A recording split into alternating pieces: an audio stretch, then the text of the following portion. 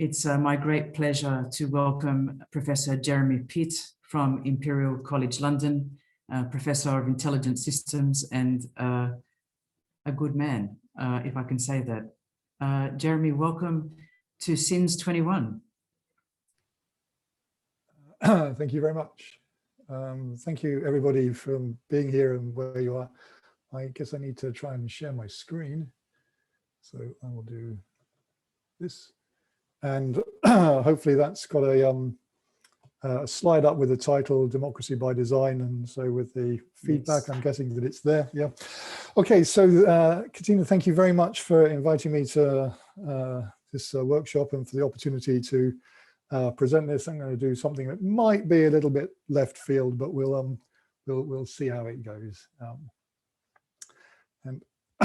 So let me just give just frame this talk a bit by just talking a bit about my favorite subject, which is me, obviously, and to some normative determinism. Yeah. So as Katina kindly said, I'm a professor of intelligent and self-organizing systems at Imperial College. And so I've been doing research in artificial intelligence since 2 ice ages ago, and been teaching artificial intelligence and user-centered information systems to engineering students since the last ice age. You know. And it's in many ways how these things have come together that have been influencing this talk, in conjunction with a wide range of interdisciplinary research that I've done over the years. So I've worked with people from psychology and philosophy and law, cognitive science, political science, and neuroscience. And during this, I've also, for a while, been the Associate Director of the Imperial College Institute for Security, Science and Technology, where I picked up some things. And since 2018, I followed in the grand footsteps of Katina herself as editor-in-chief of the IEEE Technology and Society magazine. Of course, that's very much influenced my thinking on the impact of technology on society. And the normative determinism here, of course, is that there is going to be a bit of, oh my goodness, we're all doomed in this talk. This is actually the gloomy Old Testament prophet Jeremiah in front of the ruins of Jerusalem. But if you'd wanted a happy talk, you'd have to get my parents to have christened me Smiley instead of Jeremiah. Yeah. But this is the background, the influences that have gone for this. So what I'd quite like to think about while this is going on, and actually picks up on some of the things that, of course, Angelo was asking, is that there is basically these 4 fundamental questions of any form of security, and in particular for cybersecurity. So the first question is, what is it that you are trying to secure? And the second question is, what are you trying to secure it for? You know? So this is like the dog that's chasing a car down the street. You know, I always want to ask the dog, what are you going to do with it if you actually catch it? Yeah. The third question is the value proportional to the cost? Yeah, because there's no point putting in the heaviest security system that you can for something of no value. And the final question is, it's almost one of these unknown unknowns. Is the most hazardous threat the one that you least suspect? Yeah. So those 4 questions in mind, I want to talk about how the digital transformation to the digital society is being enabled with socio-technical systems and artificial intelligence in those socio-technical systems. And then to the back of your mind all the time, why is it that we actually do politics, and then what is the threat that we might least expect? And that's hopefully where I will finish. So I'm sure this is all very familiar to everybody. The digital transformation, as we transform from an analog society to a digital society, we're seeing the increasing use of digital tools and technologies in the way that it's transforming business processes, the way it's transforming organizational structures, commercial transactions, the way it's changing social processes, infrastructure, our relationship to infrastructure. Angelo mentioned water and energy. It's got here, but also education, medicine, and transport. It's also affecting the ways that we access news, information, and entertainment. Again, Angelo mentioned the way that news can be manipulated. It's changing the way we have access to justice, governance, and the way we go about political engagement, and it's changing the way we control communal resources and indeed our local environment. Yeah. And this presents us as engineers with a challenge that we have to engineer ever more complex socio-technical and cyber-physical systems to support this full spectrum of human activities inside the digital transformation. And of course, the great thing about this, I really like this phrase. It's not mine, unfortunately, but I know who said it, but the invention of the ship was also the invention of the shipwreck. So, you know, we build this wonderful system, a socio-technical system for something in the digital transformation, and there's always someone that wants to have a go at it. Yeah.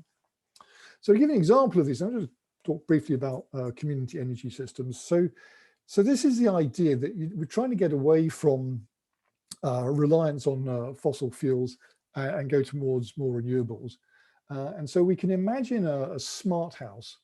And this smart house has its own way of providing its electricity. So it's got some form of renewables in the form of photovoltaic cells, or even some kind of wind power. Yeah?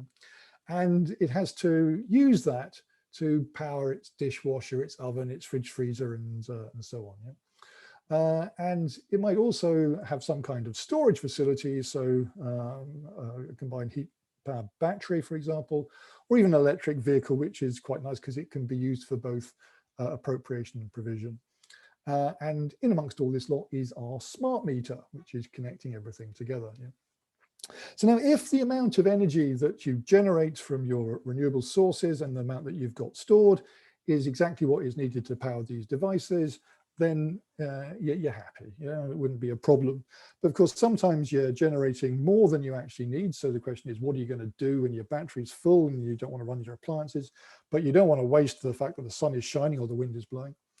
And sometimes, you know, you're generating less than you actually need. So you've depleted your battery, the sun isn't shining, but you still want to keep your fridge on. Yeah? So what do? Well, you know, you team up with other smart houses and you form a smart village. Yeah? And here, you know, when you're running short, you borrow from somebody else, and when you've got too much, you throw it over to somebody else. Yeah. But even then, as a village, you might generate too much, or you might not be generating enough. So again, you get together with other smart villages, and maybe even at this point connect to their national grids for various reasons, to sell excess or to buy a shortage. Yeah.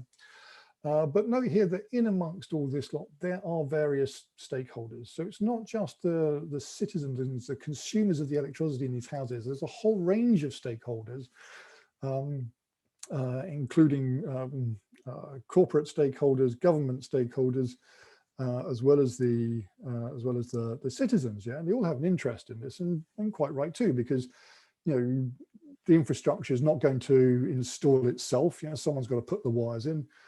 Someone's got to make and program and deploy these smart meters and so on. Yeah. So, but this is all quite interesting. Basically, here's our problem, and you know, this actually does characterize the full stack of problems from cyber physical systems, where you're just getting your fridges to coordinate to do voltage and frequency control. Where the humans are not in the loop at all, right the way through to making investment decisions where the humans are the loop of the whole system. Yeah. So in that context, yeah, it turns out that you can look at this in various different ways. Yeah?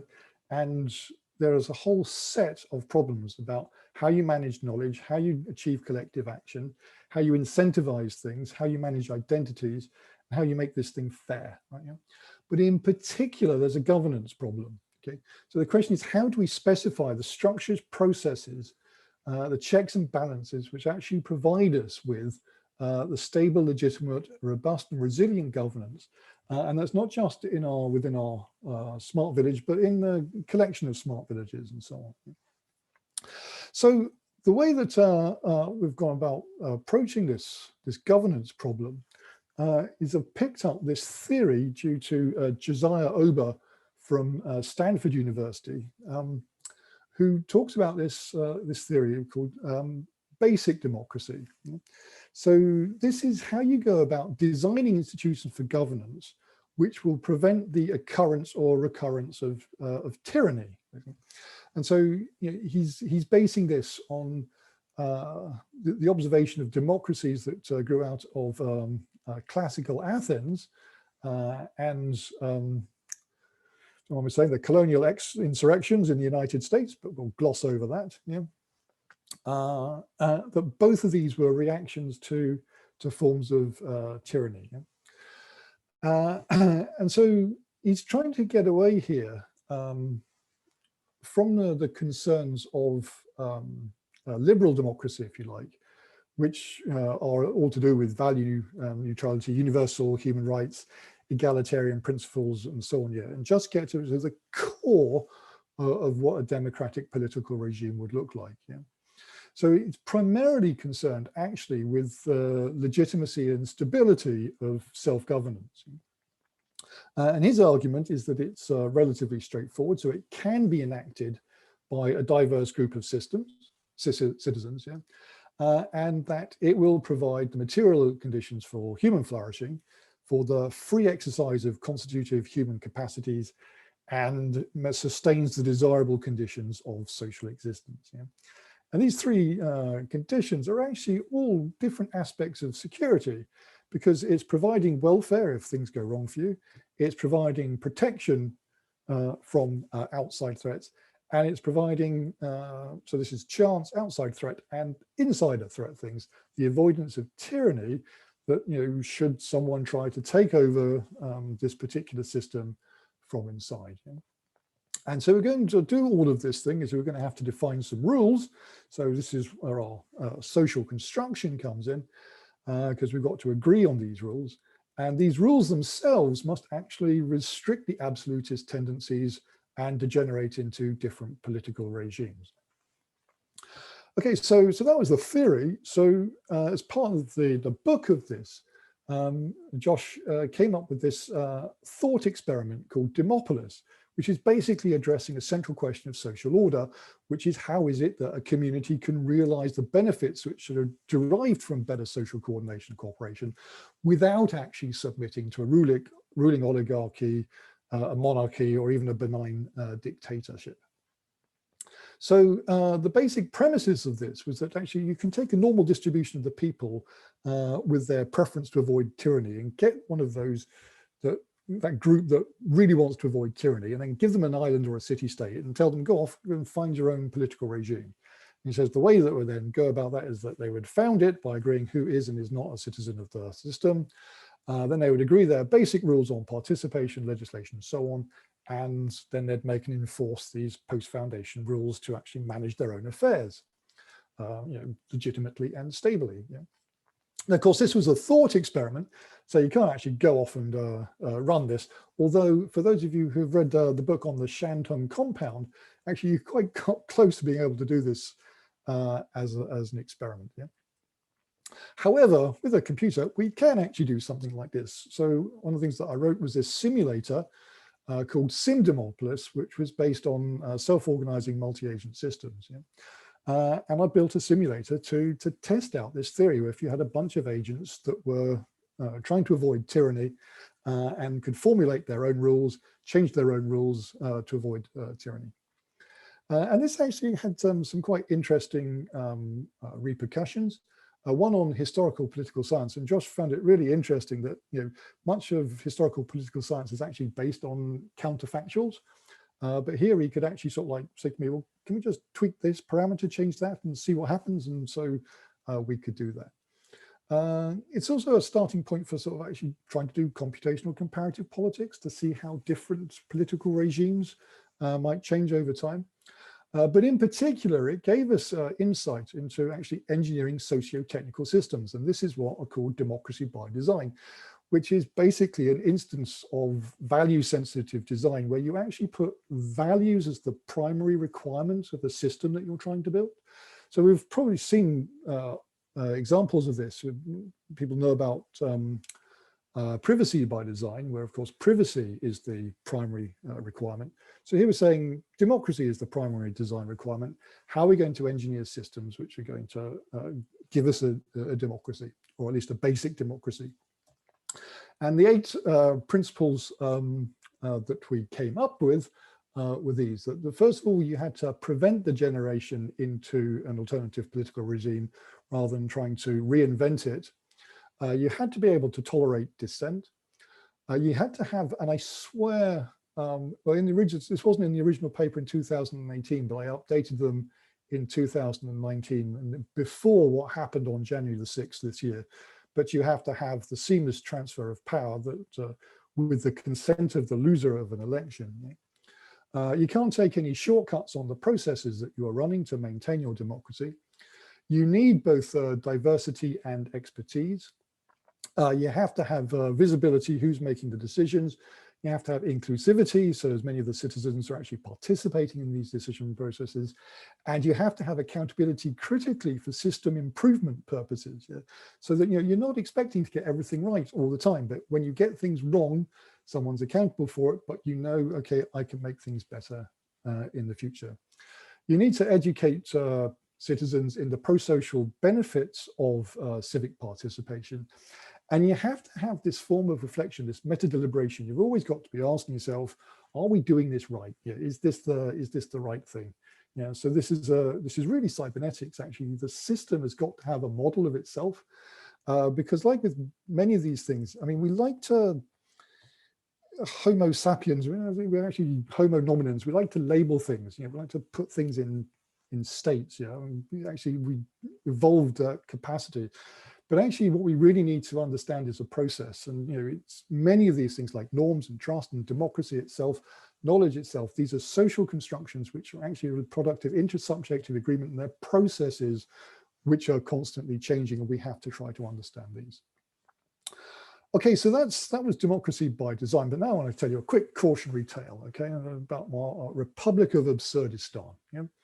So the Act of Parliament in the Republic of Absurdistan says this: that a minister may make regulations, may by regulations make such provision as the minister considers appropriate if the minister considers that such provision should be enforced. Okay, regulations may not impose or increase taxation, make retrospective provision, or create a criminal offence, but regulations under this section may make any provision that could be made by an Act of Parliament, including modifying this Act. So I said to you, these rules that we're going to use to govern ourselves have got to be modifiable. So basically, what does this say? The minister can do what he likes. He can't do this, but he may modify things if he wants to, which is presumably go back and modify that second clause.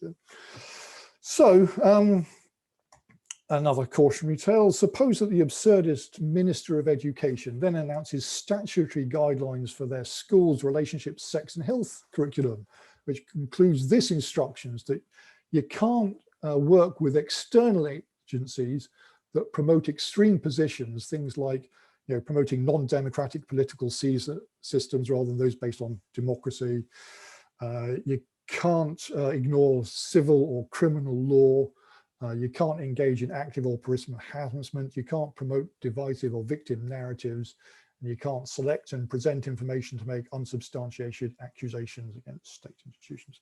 Now, if we were all in the same room, this is a bit where I would actually do the audience participation.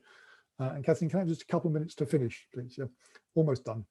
I would ask, actually, Absurdistan is a real country. And do you know which country it is? So these are actually genuine bits of legislation that have gone through or gone before or as a product of the British Parliament. So this is a screenshot from the legislation.gov.uk. I don't know how well you can read this, but you can see that these are basically, I've changed them around and then used 3 of the clauses. But this basically says that a minister in the UK Parliament may make any decision that he or she feels like making. You're not supposed to do this, but you can modify the act without telling anybody, so you can go back and change that.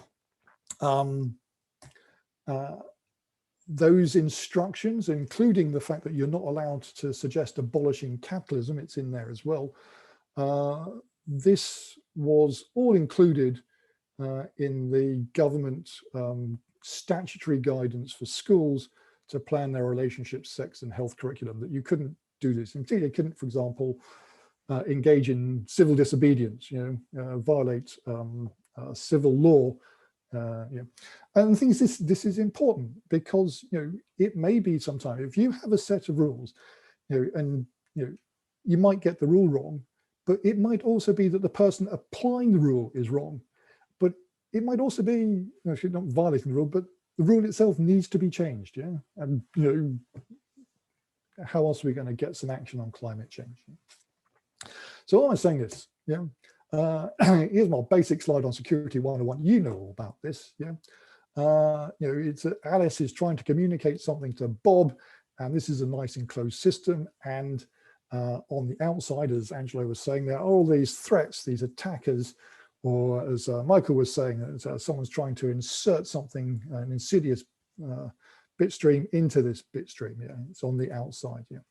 But what I learned from all the stuff that I was doing on effective computing, where we were trying to measure physiological signals of users, and as associate director of ISST, yeah, is that there is no security mechanism that you put up for this barrier to try and detect these threats. None of them are going to be any use if the information receiver will not act in good faith. And the point that I actually want to make here is that there are stakeholders in the digital transformation who are not acting in good faith. So this is my conclusions. Yeah, these are some of the 4 questions that I started off with. Well, what are we actually trying to secure? Yeah, well, it's the socio-technical systems in the digital transformation. Yeah. And in particular, the qualitative values that we get out of these, like sustainability, social justice, and legitimate governance. Yeah? And why are we trying to do it? Well, we're actually trying to answer a fundamental question of politics and philosophy, which is how can we live our lives together better at scale? And then, of course, how can we live our digital lives together? Yeah? Is the value proportional to the cost? Well, I would argue, since some of these threats of the way that, from internet addiction disorder through to surveillance capitalism, through the diminution of critical thinking to the deliberate denial of satire, they're basically undermining the fundamental properties of being human, the democratic systems of governance, which we kind of take for granted, the whole Enlightenment, because it's changing our use of, rather than the prefrontal lobe, just getting at the limbic system. Yeah, and indeed not actually enabling us to do anything about climate change. I mean, survival of the species as a entirety. Yeah. And so is the most hazardous threat the one you least expect? Yes, it is. Yeah. It's what I'm calling the big tech academic parliamentary complex. Yeah. And we're part of that as well, and we need to change it. Okay, that's me. Thank you very much. Thank you so much, Jeremy, for a fascinating talk.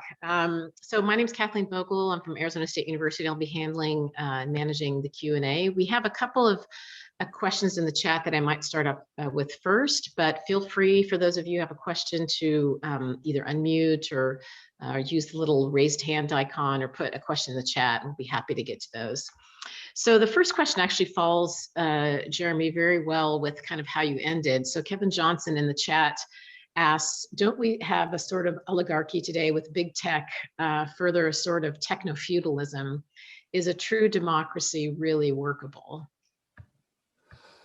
I would agree that we are degenerating from a democracy into an oligarchy.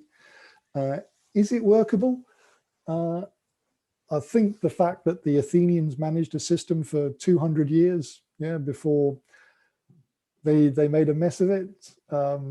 We also had a pretty good go for 40 or 50 years after the Second World War. That was perhaps the peak of Western liberal democracy. But, you know, we can't just sit back and watch it being washed away underneath our feet. I mean, we can try to reclaim it, I think. But certainly there's an oligarchic tendency that's going on. Oh, thank you for that comment. We have another question also in the chat from Marcus Wigan. So he asked you, Jeremy, he says, Jim Doran started some really elegant ABM-based simulations of the development and behaviors of societies. Hai showed some real insights. Did Simdemolplus build on this work? Marcus, I'm terribly sorry. I did not know about this work at all. And so that is something that I should go and look at. I did not know this. I apologize. No, I just took Josiah Ober's theory and tried to implement that. If I may comment. Of course, please. Jim was one of the first people to use ABMs to simulate the development of primitive villages, and then built on it very quickly. And they worked really rather well. And it just seemed to me that the additional structures that you've added to Simdemolplus would be beautifully well exercised by combining the two. And that's why I raised Jim, since he's long dead now. It's simply a process of, if you look at the sociological uses of ABMs, where you see the development of primitive societies, I wouldn't say that our societies are more than primitive in many ways, but certainly the structures and approaches are appropriate, and we have so much better computing and capacity power that to deal with the second level, i.e. of the rules and structures that one imposes on the developmental processes of an ABM, would be invaluable. I think it would provide insight and communication in a manner which would probably exceed presentations in many ways. You know, the practical method there is terribly important. So I really wanted to also emphasize that using ABMs in a hands-on manner provides people with a much greater degree of insight and communication with some of these more complex interactions. Although we know we can't validate them, they still do the communication. Mm-hmm. Yes, absolutely. I met Jim a few times back in the 90s, and so he was just so much further ahead than I was. So I didn't come to this until much later. I suppose you have to let these things steep in. But I'll go back and dig those up, because I think you're absolutely right. There are some really interesting things that we can do here now that we have the compute power. Simdemolplus was, for its sins, I wrote it in QProlog because it's a nice way of getting going with rules and with multi-threaded programs, so each one can be an agent. Yeah. But that is quite limited in what you can do in terms of evolution. But I have thrown it over to students, and they've built up a really, really interesting simulation platform, which they invested huge amounts in simulating a tripartite government that would change over time, with a legislative, an executive, and a judiciary, and looking at all the checks and balances that would be in that. But what's really interesting about what you're suggesting here is the evolution from a primitive sort of society to one that's slightly more complicated. What I mean by that is there's a reason why, if we look at Ostrom's work, that we basically developed all these political metagames. So we had a game, which was a resource allocation game, and you could see that that was not sustainable. So basically what Ostrom said is, we have another game on top of that, which is based on defining some rules which determine who gets what. But then, of course, what happens is that we start gaming those rules as well, and for that, we start making more and more elaborate political structures, basically. And to see how those would be emerge when something discovers that it can game a rule and get away with it, it's discovered, and so you have to have another rule on top, and so on. This would be really, really interesting. I think that the key point, as you've taken my point completely, is which structures are going to be stable, because I think what we're seeing at the moment is that the meta rules we use for democracy are very easily undermined by people who game the system or break it and are not actually immediately countermanded. So that kind of meta process is one that we now actually desperately need in practice.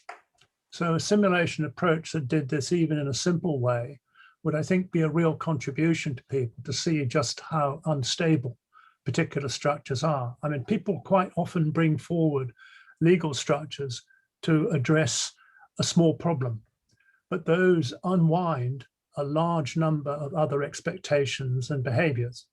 I won't go on any longer. What I'm saying is I wanted to support your approach and indicate where the primary utility could be if you were to encourage that direction. Thank you. Yes, I mean, what was going on? Simdemolplus turned out to be quasi-stable. So the agents would agree a set of rules and they'd keep that for a while and then they'd change them. And then it would go through a period of instability as they kept on changing them, and then they found something that they quite liked, and then it would be stable again for a while. So thank you. Yeah, but I quite agree with you. You're looking for that, yeah, and of course that's what the meta deliberation gives you. Yeah, it's the one of the key tenets of cybernetics, basically the ability to have a model of yourself. But thank you. There's really a really interesting comment. So it looks like we have some additional questions building in the chat, but I did want to just stop and see if anyone wanted to raise their hand or pose a question just from the floor before I go into the chat questions.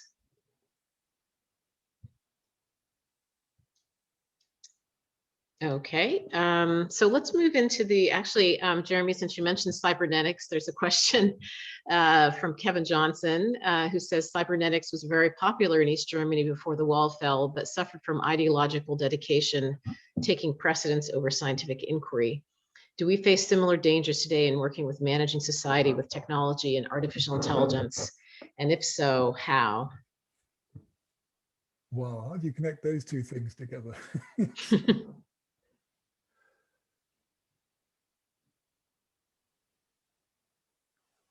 I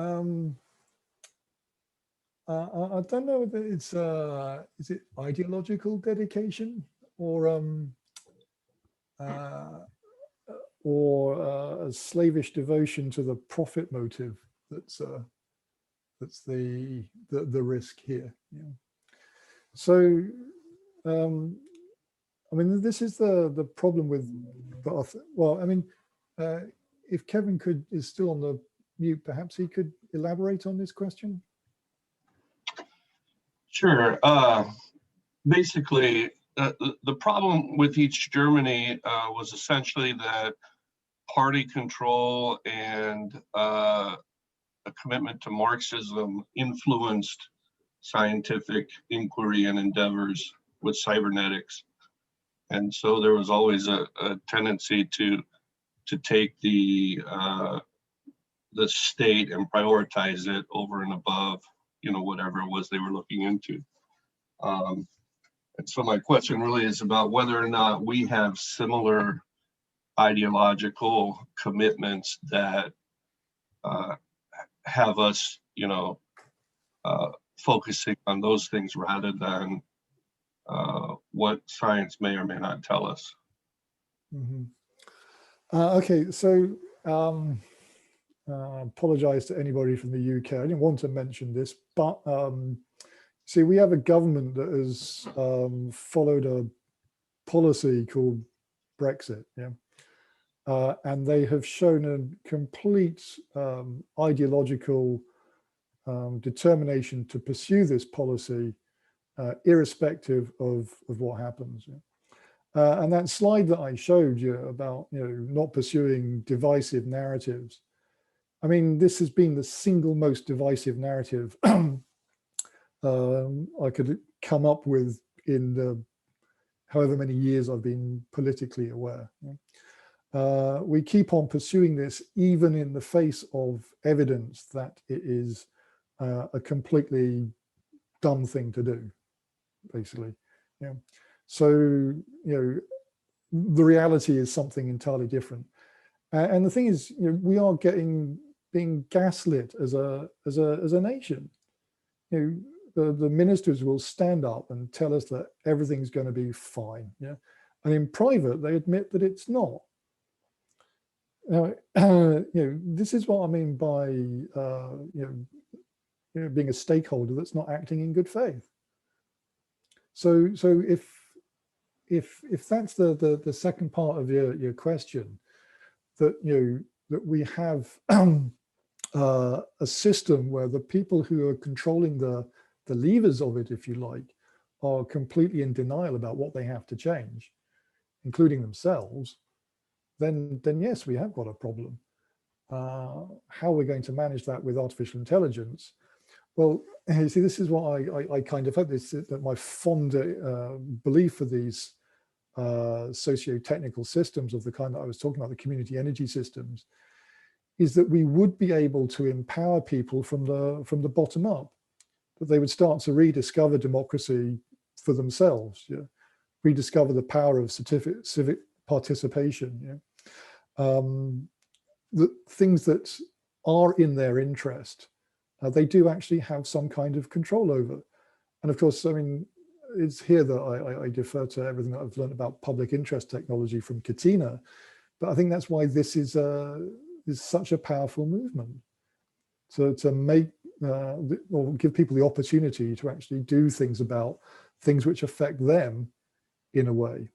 And you know, if we can then start building these systems together, you know, well, we can perhaps do it irrespective of what the ideology at the top is trying to get away with.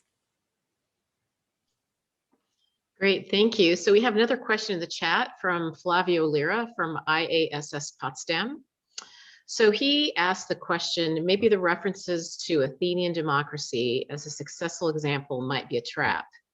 After all, how much of a democracy was it, since it didn't include women, slaves, and foreigners? So here's my question. As desirable as we think liberal democracy might be, isn't it more often than not flawed and non-inclusive, which may, along with existing non-liberal oligarchies, foster the demise of our cherished and fragile system? What role can AI play in reversing this process, not only in just enabling it? Okay, so there's about 3 questions. The one about Athenian democracy. So this is really a question for Josh, because Josiah Ober, because I asked him this as well. Yeah.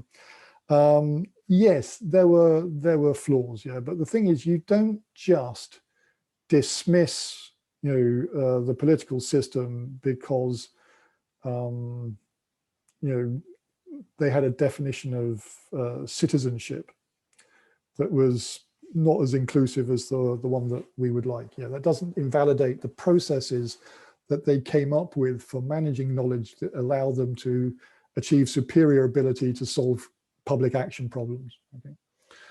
Now there is something quite curious about this. Okay, so in that case, you know, the inclusivity thing is all about our definition of citizenship. Okay, so we have to get that one right. But there is this thing due to Will Durand, yeah, who says every political system contains the seeds of its own demise by allowing too much of its founding principle. Okay, so the downfall of democracy is actually too much democracy, according to this one. Part of our problem, and I think this is frankly in the US, the UK, and Australia, is that, you know, extending the universal franchise is a wonderful thing until you get an unregulated media that is doing what Angelo is saying and pushing misinformation and disinformation out all the time. And the traditional gatekeepers for knowledge and understanding have either been bypassed, corrupted, or undermined. I mean, this is the issue here. And you know, Angelo was you know, kept on picking on terrorist organizations, which is fine. But I mean, so you don't think that a climate denier is not some kind of terrorist, though? You don't think that somebody denying on the anti-vax thing is not putting us all at threat from a mutation in the COVID virus? I mean, it's, you've got to decide where you think the threats really are here. So I think I'm agreeing with you, of course, what you're saying here about some of the risks that we run with this, and that some of the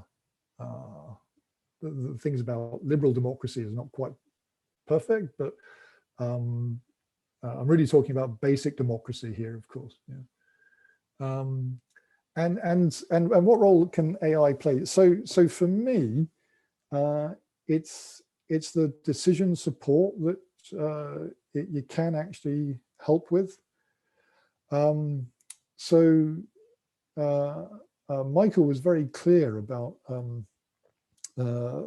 which we've referred to in the past as this algorithmic governance, which is like going back to computer interaction in the 1980s, where you're moded into a particular system. So, the computer is deciding the space of possible actions that you can take, and all you get to do is choose one of those things, and you're moded right in. Whereas actually, you want algorithmic self-governance, which is that the computer, the AI, is providing you with support about what it is that you can do,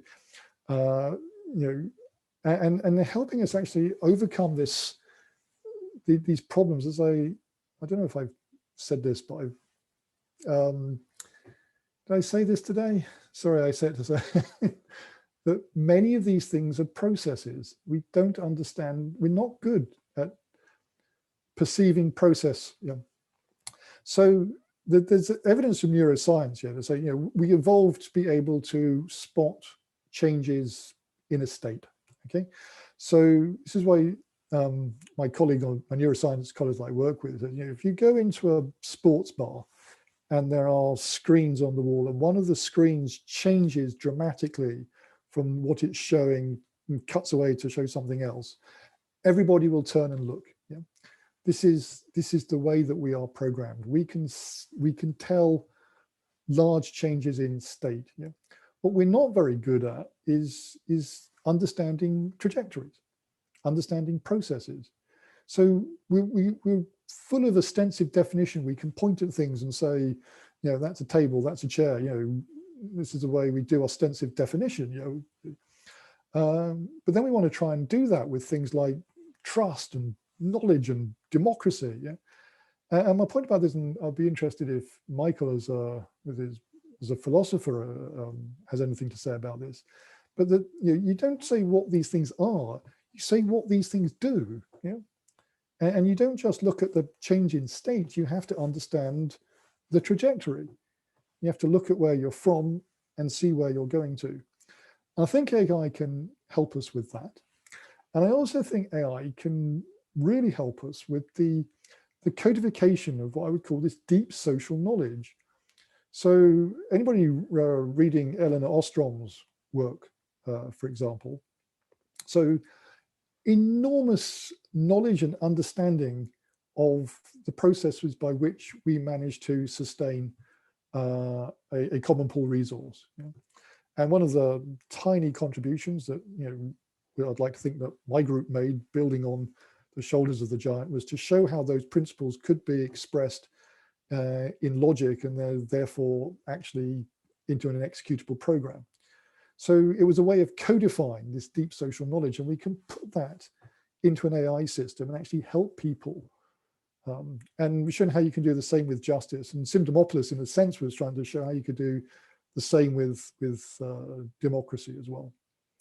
So this is where these are the tools that I think we really want to give people. If we're empowering them in these socio-technical systems, they need these tools. They need these tools for sustainability, and AI can help you there. They need these tools for justice, and AI can help you there, and so on. And does that answer, a long answer, but does that answer the question? A bit? But thanks, Kevin. That's a really interesting question. Thanks so much. So we have one additional question in the chat. It says, what is the main cause of this bad faith acting by government and encouraged by the media? Is it malice or incompetence or something else? I think it's in the UK case, it's a dreadful combination of both. I defer to people in the US what they think. But in our case,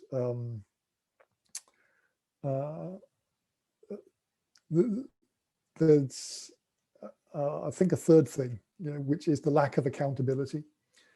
So that not only can you do something bad, not only can you do something bad uselessly, but no one calls you to account for it. So we did find ourselves in this strange situation, for example, in the UK, where we really made a mess of the exam results, the Ofqual, which used an algorithm to determine the students' A-level results to decide who goes to university. And when there were protests about that, there were people chanting "F the algorithm." Yeah. Well, it wasn't the algorithm. The algorithm did what it was specified to do. Yeah. But what it was specified to do would be an actual policy choice, which contained an intrinsic bias against people from poorer areas and worse performing schools. But the person responsible for that policy choice is still in his job. I mean, this is incredible. Yeah. So malice, incompetence, lack of accountability, the perfect storm for an oligarchy. Thank you. So we have one additional question by Michael Eldred in the chat. So he asks, isn't there a problem with our liberal democracy floating on top of our association with one another through the medium of thingified value? That is everything that has a price. Plutocratic deformation of democracy is only one superficial example of how thingified value intrudes. Yeah, okay, this is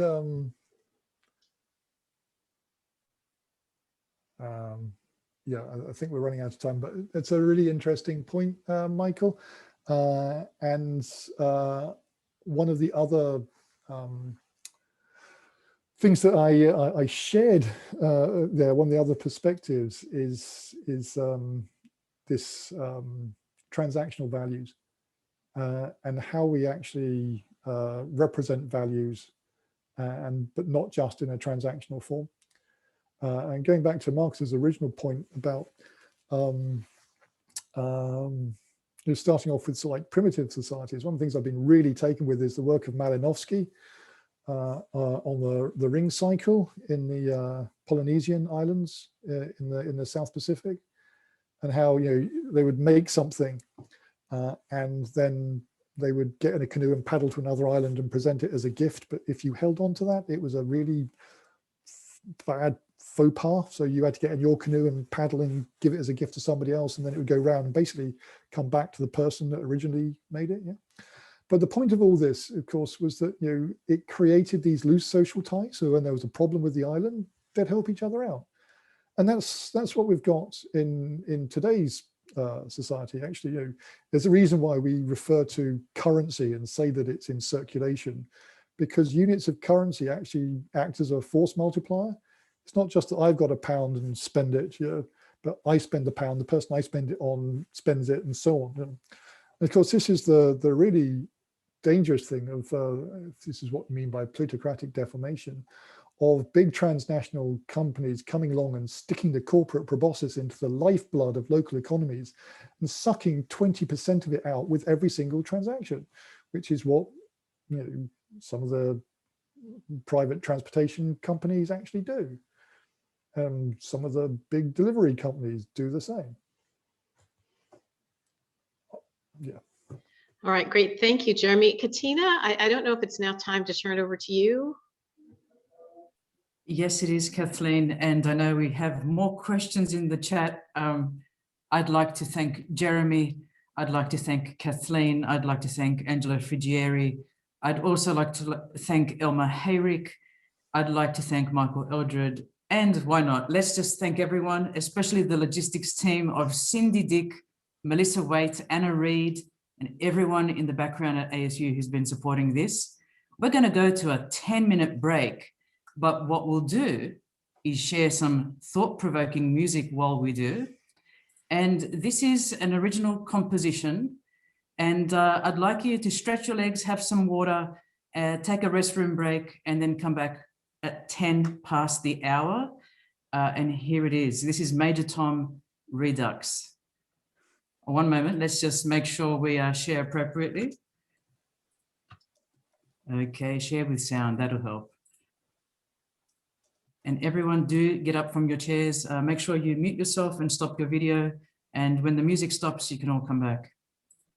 No, you see, I don't agree. I think the internet, I don't think we've even seen the tip of the iceberg. I think the potential of what the internet is going to do to society, both good and bad, is unimaginable. I think we're actually on the cusp of something exhilarating and terrifying.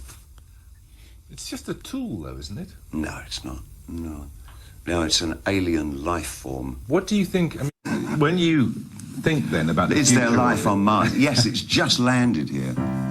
Ground control to Major Tom. It's hard to hear you. Is your helmet on? Ground control to Major Tom. This kid's got questions. It won't take long. And Major Tom, what about fame? It's a wonderful place, they say, but for others it's a grave. And Major Tom, what about heroes? We look up to them so often, but they seem to let us down. And Major Tom, where can I find the light? And Major Tom, I want a long life. And Major Tom, is it worth a try? Major Tom. Ground control to Major Tom. Are you still there? The times have changed. Ground control to Major Tom. Did I really miss the golden years? Major Tom, what about fashion? Has it taken over who we are? Major Tom, where are we now? This world is beautiful, but it's crazy too. And Major Tom, I'm under pressure. Major Tom, I wanna break free. Major Tom, is this well for me? Major Tom. And ground control to Major Tom. I have my protein pills and my helmet on. In ground control to Major Tom.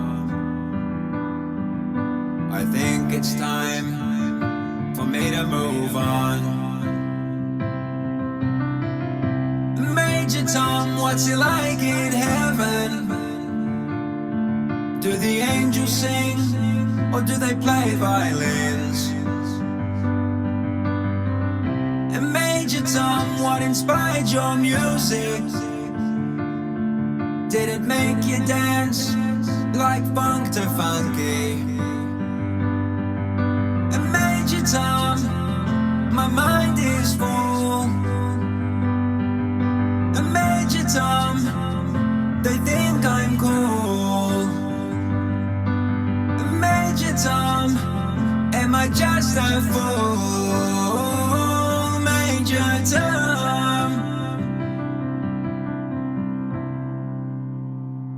No, you see, I don't agree. I think the internet, I don't think we've even seen the tip of the iceberg. I think the potential of what the internet is going to do to society, both good and bad, is unimaginable.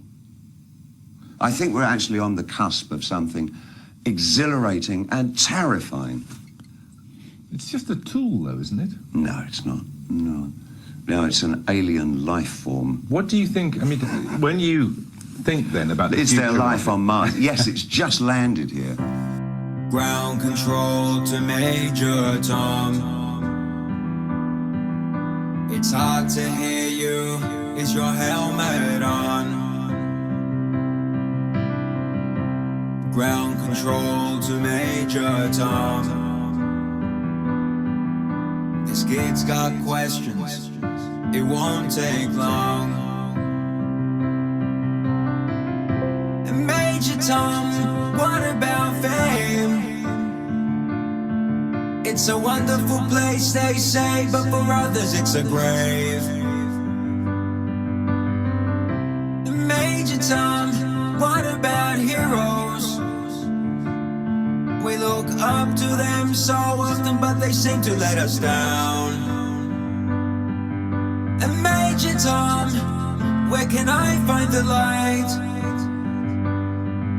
And Major Tom, I want a long life. Major Tom, is it worth a try? Major Tom. Ground control to Major Tom. Are you still there? The times have changed. Ground control to Major Tom. Did I really miss the golden years? Major Tom, what about fashion? Has it taken over? We are Major Tom, where are we now? This world is beautiful, but it's crazy too. And Major Tom, I'm under pressure. Major Tom, I wanna break free. Major Tom, is this world for me? Major Tom. And ground control to Major Tom. I have my protein pills and my helmet on. In ground control to Major Tom. I think it's time for me to move on. Major Tom, what's it like in heaven? Do the angels sing or do they play violins? And Major Tom, what inspired your music? Did it make you dance like funk to funky? And Major Tom, my mind is full. And Major Tom, they think I'm cool. And Major Tom, am I just a fool? Major Tom.